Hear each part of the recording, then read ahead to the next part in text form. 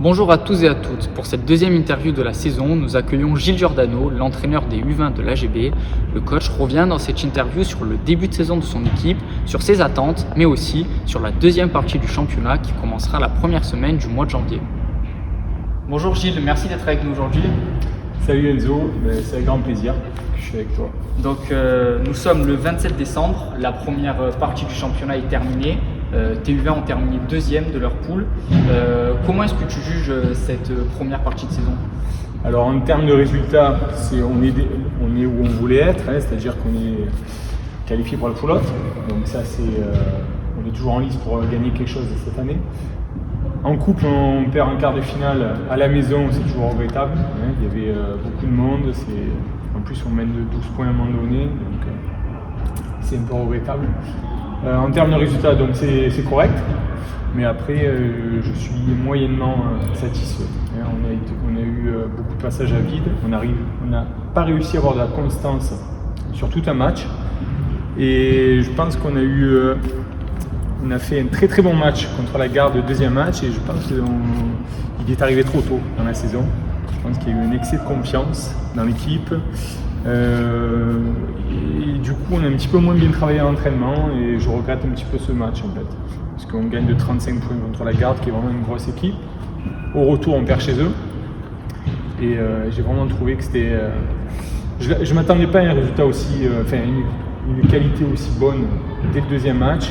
Mais je pense qu'il est venu un peu trop tôt ce match. Et du coup, après, on a été très moyen. On a été très moyen sur des gestions de match, parce qu'on a souvent mené, les fois où on a perdu, on a souvent mené, et sur les gestions de match de fin de match, money time, tout ça, je trouve qu'on a surjoué individuellement, on a cherché la solution individuelle, et c'est collectivement qu'on a trouvé la solution. Okay.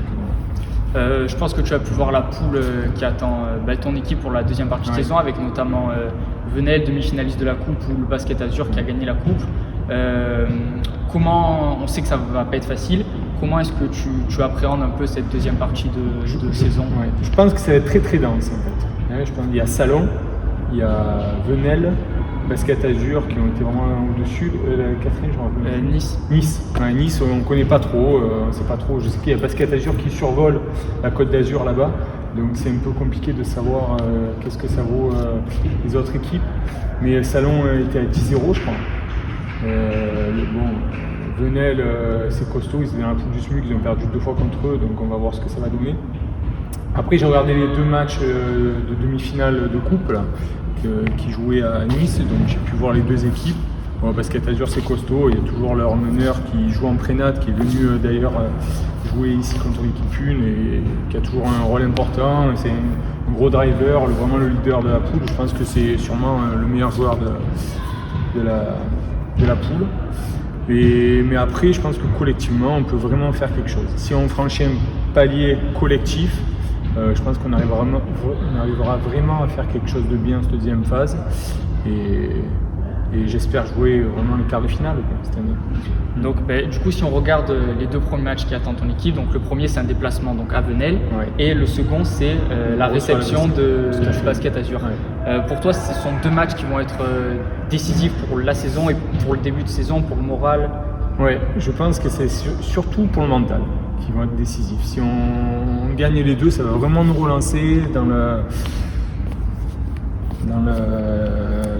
la confiance. Je pense qu'on va pouvoir vraiment on va progresser dans la confiance. On va être beaucoup plus sûr de nous. Par contre, c'est clair que si on perd les 2 ou on en perd 1 sur 2, ça serait un petit peu compliqué. On va voir. Écoutez, on va essayer de travailler dur la semaine prochaine quand on reprend. Mais après, moi, je suis vraiment confiant. Je pense qu'on a vraiment une grosse marge de progression collective. On a vraiment eu du mal sur les moments, c'est ce que je disais tout à l'heure, sur les moments importants, on a toujours cherché la solution individuelle et pas collective. Donc je me dis que si vraiment on joue ensemble, autant en défense qu'en attaque, on peut vraiment faire des bonnes choses, et je suis assez confiant, Vraiment, je suis assez confiant. L'année dernière, on était à 10-0 à la fin de la première phase et on n'a rien gagné. Donc on peut inverser les choses de cette année, je veux dire, c'est fort possible. On a vraiment un gros impact à l'intérieur.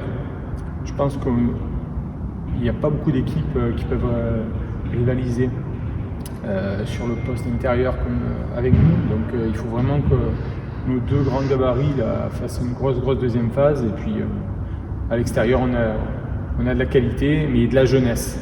Et donc beaucoup de dribbles en fait. Donc on va voir, c'est à eux de franchir le palier, mais je suis assez confiant. Parle-nous maintenant un peu de ta philosophie de jeu. Qu'est-ce que tu attends de tes joueurs et notamment pour cette seconde partie de saison? Alors ça fait quand même 3-4 ans que je vous ai tous les 2003 notamment. Et sur ça, on a vraiment pu fonder un jeu collectif bien huilé, en attaque surtout. En défense, on a toujours été très bon.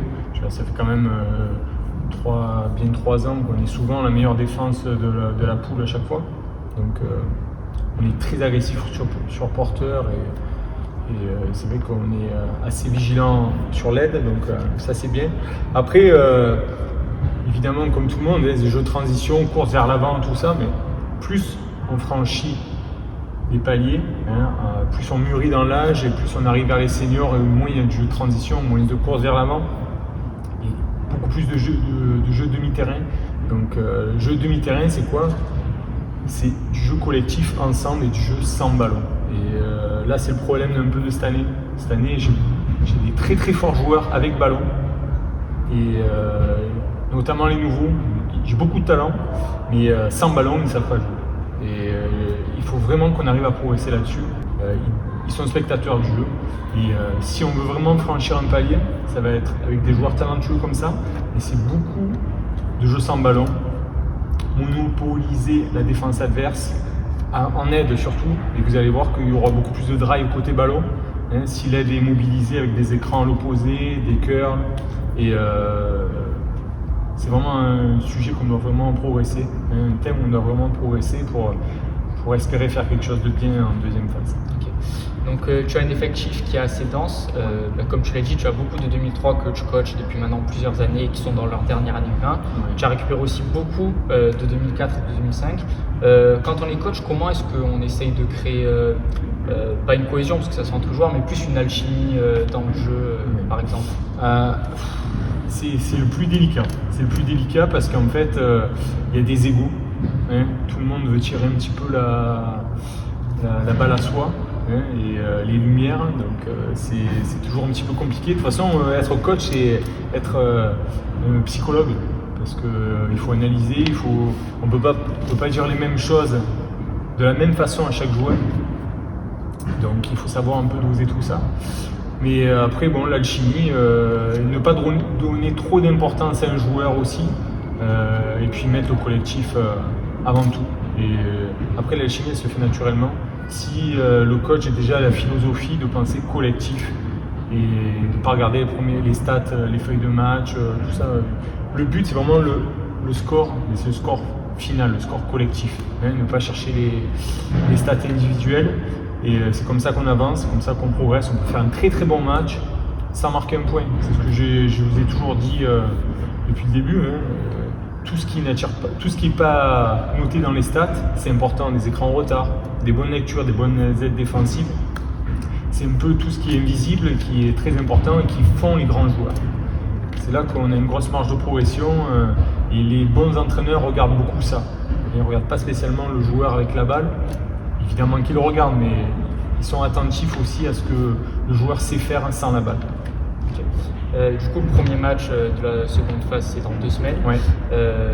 Qu'est-ce que tu attends de tes joueurs pour cette deuxième partie de saison, tout simplement? Comme je l'ai dit, vraiment une progression collective. Le premier match, on joue à Venelle. Je pense que c'est assez jeune, donc on devrait dominer dessous. Ça va être un peu foufou, je pense. Donc à nous de bien arrêter les balles.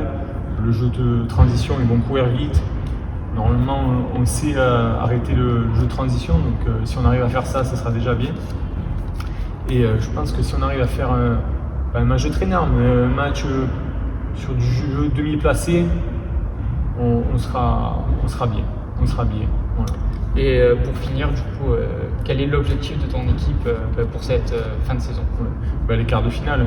Il faut absolument terminer dans les 2 premiers ou meilleur 3e pour accéder au quart de finale. Donc ça fait quand même 2-3 ans qu'on joue les playoffs, donc il faut continuer dans cette aventure, même s'il y a eu un peu le Covid où on n'a pas pu aller au bout. L'année dernière, malheureusement, on a eu des blessures au mauvais moment. Et sur les playoffs, il nous a manqué des gros joueurs.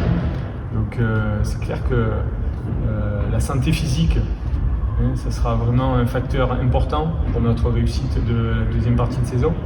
Mais voilà, moi je suis assez confiant, vraiment, je suis assez confiant. Je pense qu'on a vraiment une très très grosse marge de progression collective.